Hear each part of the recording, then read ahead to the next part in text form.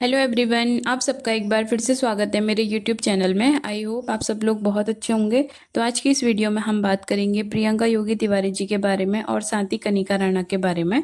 तो हम पहले बात करेंगे कनिका राणा के बारे में। तो अगर आप कनिका राणा के ब्लॉग्स देखते हैं ना, तो आपको ये बात बहुत अच्छी तरह से पता होगी कि आजकल उनकी फैमिली में क्या चल रहा है। जो उनकी भाई की वाइफ है नेहा राणा, तो उसने ना फैमिली की जिस तरह से इंसल्ट करी है, तो भाई उसके बाद उनकी जो फैमिली है ना वो बिल्कुल भी नहीं दिखती है। पहले से मनीष राणा भी ब्लॉग बनाया करते थे और उनके ब्लॉग्स में उनके मम्मी पापा भी नजर आते थे। लेकिन जब से नेहा राणा ने ये कंट्रोवर्सी स्टार्ट करी ना, अपने फैमिली वालों को टारगेट किया, अपने ससुराल वालों पे उसने एक के बाद एक एलिगेशन लगाए, तो उसके बाद से ना जो नेहा के ससुराल वाले हैं वो तो गायब से ही हो गए हैं। वो कहीं भी नजर नहीं आते, ना ही कनिका राणा उनके बारे में कोई बात करती हैं। बहुत सारी ऑडियंस है जो उनके बारे में पूछती रहती है कनिका को कि उनकी मम्मी कैसी है, पापा कैसे हैं और उनके भाई मनीष कैसे हैं। तो कनिका ने यही बताया अपने ब्लॉग में कि उनके जो मम्मी पापा है ना वो बिल्कुल भी ठीक नहीं है।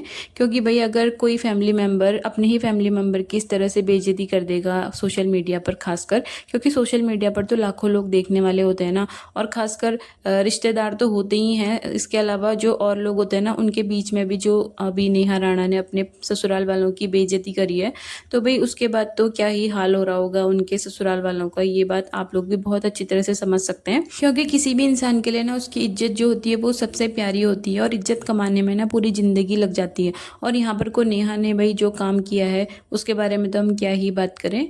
और उस लड़की का ईगो और एटीट्यूड इतना, एक तरफ से वो अपने ससुराल वालों को ही हर दिन टारगेट करती रहती है और दूसरी साइड से जाना भी अपने ससुराल में ही चाहती है। तो नेहा का जैसा रवैया है ना, पहले अपने ससुराल वालों को ब्लेम करो, उन पे एलिगेशन लगाओ, उसके बाद उन्हीं के बीच में जाना है, तो इसके बाद तो यही प्रूव होता है कि नेहा ने जो कुछ भी बोला था वो सरासर झूठ था और उसके बाद नेहा को ही हेट मिलने लगा। यहाँ पर को ना नेहा ने अपने पैर पर तो कुल्हाड़ी मारी ही मारी, लेकिन अपने ससुराल वालों को भी उसने नहीं छोड़ा। तो आपने देखा ही होगा, अभी कनिका का लेटेस्ट वाला ब्लॉग आया था, तो उनकी जो कनिका कलेक्शन की न्यू ब्रांच है तो वो ओपन हो गई है, जिसके लिए सभी लोगों ने कनिका को बहुत बहुत कॉन्ग्रेचुलेशन किया, उनको बहुत बधाइयाँ दी। और बहुत अच्छी बात है, अगर कोई इंसान अपनी ज़िंदगी में तरक्की कर रहा है, आगे बढ़ रहा है, तो भाई हर किसी को उससे सीखना चाहिए। लेकिन यहाँ पर को ना नेहा बोलती थी कि उसके ससुराल वाले उससे जलते हैं, जेलसी फील करते हैं। तो यहाँ पर को एक बात तो प्रूव हो गई कि जलते ससुराल वाले नहीं थे बल्कि जलती नेहा थी, क्योंकि उसका जो रवैया था ना बोलने का, जो भी वो ब्लॉग बनाती थी वहाँ पर को जो वो उसका गुस्सा फूट कर बाहर निकलता था। तो भाई जो जलन करता है ना इंसान, जिसके अंदर जेलसी भरी होती है, तो उसी का गुस्सा इस तरह से फूटता है। तो एक बात तो प्रूव हो गई कि जलने वाली नेहा थी, ना कि उनके ससुराल वाले। और इसके अलावा आपने देखा होगा कि जो कनिका कलेक्शन की जहाँ पे न्यू ब्रांच ओपन हुई, वहाँ पे को कनिका के ना बहुत सारे रिलेटिव आए थे। वहाँ पे दीपांशी राणा भी आई थी और साथ में कनिका के और भी रिलेटिव थे। लेकिन इसके अलावा कनिका के बहुत सारे वहाँ पर को फैन भी आए हुए थे, उनके जो सब्सक्राइबर थे वो भी आए थे कनिका को कॉन्ग्रेचुलेशन बोलने के लिए। इसके अलावा उनकी जो ओपनिंग सेरेमनी थी ना, वहाँ पर को बहुत सारे लोग प्रेजेंट थे। लेकिन कनिका जो थी ना वो काफ़ी इमोशनल हो गई थी, वो रो रही थी। इस पूरी कंट्रोवर्सी में कनिका ने खुद को ना बहुत अच्छी तरीके से संभाला। वो काफ़ी स्ट्रॉन्ग खुद को उसने बना रखा था पूरी सिचुएशन में। जब उसकी इज्जत की धज्जियाँ उड़ाई जा रही थी उनकी ही भाई की वाइफ के द्वारा, तो उसके बाद भी कनिका ना बहुत मजबूती से खड़ी थी। उसने अपना स्टैंड लिया, अपने फैमिली वालों का स्टैंड लिया।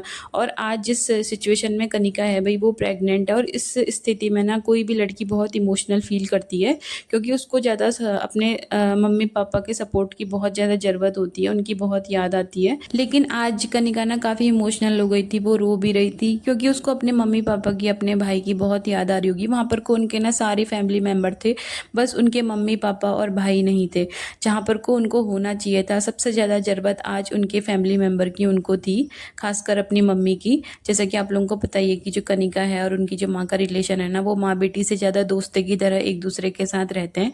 तो यहाँ पर को ना नेहा ने एक मतलब लड़की को एक माँ से दूर करके रख दिया। जिस तरह से वो बातें करती है ना कि तुमको कर्मों का फल मिलेगा, कर्मा लौट कर आएगा, तो भाई उस लड़की को ना अपने कर्म नज़र नहीं आ रहे हैं। वो तो खैर अपने मम्मी पापा के साथ रह रही है, नेहा को अपने मम्मी पापा का सपोर्ट मिला, जबकि वो गलत रास्ते में चल रही है, फिर भी उनके जो मम्मी पापा है ना उसको उनको इस तरह से सपोर्ट कर रहे हैं।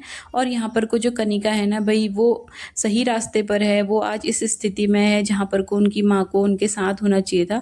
लेकिन सिर्फ और सिर्फ नेहा की वजह से आज जो कनिका है ना वो इतना अकेला फील कर रही थी कि वो रो रही थी वहाँ पर को। और दूसरी साइड से नेहा क्या बोलती है कि मतलब सारे दुख तो मेरे को ही हैं, मेरे ससुराल वाले तो इंजॉय कर रहे हैं, घूम रहे हैं, फिर रहे हैं। भाई अगर उस लड़की को इतना ही इंजॉय करना होता, इतना ही घूमना फिरना होता ना, तो वो वो अपनी माँ से मिलने जाती, अपने पापा से मिलती, अपने भाई से मिलती, इस तरह से अपनी मौसी के घर पे थोड़ी रह रही होती ना। तो भाई वो वहाँ पर को गई भी है ना, तो अपने स्ट्रेस को कम करने के लिए गई है। लेकिन नेहा को पता नहीं ये बातें कब समझ में आएंगी। बस उस लड़की को ना अपना ही दुख नजर आता है। और मैं ये नहीं बोलूँगी कि नेहा दुखी है, उसके साथ जो हो रहा है बहुत बुरा हो रहा है, क्योंकि ना आज नेहा के साथ जो कुछ भी हो रहा है ना, वो सब उसी का किया धरा है। उसने जेलेसी में आकर ना खुद ही अपने परिवार को बर्बाद कर दिया। एक साइड से वो बोलती थी कि उसके घर वाले उससे जलते हैं, लेकिन आज जो सिचुएशन नज़र आ रही है ना, जो ऑडियंस के सामने सब कुछ जो पिक्चर क्लियर हो गई है, तो उसके बाद एक चीज़ समझ में आ रही है कि नेहा ने ना ये जो कुछ भी किया जलन की वजह से किया, क्योंकि जो इंसान जैसा होता है ना, वो दूसरे को भी वैसे ही समझता है। तो यहाँ पर को ना नेहा ने अपने हाथों से अपने घर को तो बर्बाद किया ही किया, और साथ ही जो अपनी ननद कनिका है, तो भाई उसका भी मायके जाना बंद करवा दिया। और वो भी इस सिचुएशन में जब वो प्रेग्नेंट है। वो लड़की अपनी प्रेगनेंसी को कितना इंजॉय करती, कितना अच्छी से जीती, उसके पास तो कितना अच्छा कंटेंट था देने के लिए। वो ऑडियंस को बताती अपनी सिचुएशन के बारे में कि वो प्रेगनेंसी में कैसा फील कर रही है, और ऐसी सिचुएशन में उसका ब्लॉग बनाना ही मुश्किल हो गया है। और दूसरी साइड से नेहा बोलती है कि वो इंजॉय कर रहे हैं, वो तो घूम रहे हैं, फिर रहे हैं। तो भाई नेहा को ना अभी भी अपने ससुराल वालों का दुख नज़र नहीं आ रहा, ना ही कनिका का दुख नज़र आ रहा है। तो भाई ऐसा इंसान क्या ही मैनेज कर पाएगा अपने ससुराल में, जिससे अपने ससुराल वालों के सुख दुख में अंतर नज़र नहीं आ रहा है। तो भाई आज जो भी ये सिचुएशन क्रिएट हुई है ना, भले वो कनिका के साथ हो या फिर नेहा के साथ हो, तो ये सारी की सारी सिचुएशन का जो क्रेडिट जिसको जाता है ना, वो नेहा को जाता है। और इसके अलावा अब हम बात करेंगे प्रियंका योगी तिवारी जी के बारे में। तो जैसे कि आप लोगों ने देखा ही होगा, प्रियंका जी का एक व्लॉग आया था, तो अपने उस व्लॉग में प्रियंका जी यही बता रही थी कि जो उनका बालेश्वर बेटा है, तो वो भी अब उनका होटल छोड़कर जा रहा है। इस तरह का उन्होंने थंबनेल लगाया हुआ था। तो कई लोग ये बोल रहे थे कि जो बालेश्वर है वो चला गया और प्रियंका जी ने उन्हें कोई गिफ्ट नहीं दिया, कोई उपहार नहीं दिया। तो इसके लिए सभी लोग, बहुत सारे लोग थे ना जो प्रियंका जी को ट्रोल कर रहे थे। तो यही बात आप लोगों को भी पता ही होगी कि जो बालेश्वर है ना, वो प्रियंका जी का पड़ोसी भी है, उनका रिश्तेदार भी है। तो भाई वो लोग ना अगल बगल ही रहते हैं। ऐसा नहीं है कि जो बालेश्वर है वो दूसरे राज्य का रहने वाला है, या फिर वो अभी प्रियंका जी का होटल छोड़ के जा रहा है तो वो कभी वापस ही नहीं आएगा। तो भाई अब वो कोई गाँव में अगल बगल रहते हैं ना, तो ऐसे में ना लेन देन चलते ही रहता है हमेशा। आप लोग भी अगर गांव में कभी रहे होंगे या फिर गांव में रहते होंगे, तो आप लोगों को पता ही होगा कि गांव में ना सभी लोग कुछ ना कुछ आपस में देते रहते हैं। कोई कुछ हमको देता है तो हम बदले में उसको कुछ देते हैं। तो उनके वहाँ भी इस तरह की चीज़ें चलती होंगी। अब उन्होंने ब्लॉग में नहीं दिखाया, या फिर कभी दिखाया भी होगा, क्या पता हमने ना दिखा हो। तो लोग ना उनको ट्रोल कर रहे थे कि जो बालेश्वर है वो होटल छोड़कर चला गया, इनके घर की इतने सालों तक उसने देख रेख करी, लेकिन प्रियंका जी ने उन्हें गिफ्ट में कुछ भी नहीं दिया।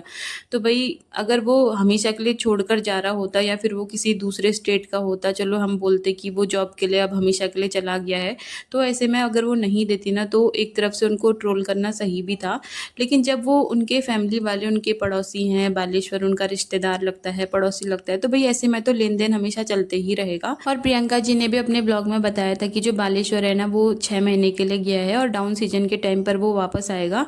तो भाई जब उसको वापस आना है, जब उसकी फैमिली उसी गांव में रहती है, तो ऐसे में गिफ्ट देना उतना, अगर ना भी दो तो उतना मैटर नहीं करता, क्योंकि उनका तो लेन देन चलते ही रहता होगा आपस में, क्योंकि वो एक ही गांव में रहते हैं। और इसके अलावा आपने देखा होगा कि जो हीनू है ना, जब वो केदार घाटी आई हुई थी, तो वो प्रियंका जी के ही होटल में रह रही थी।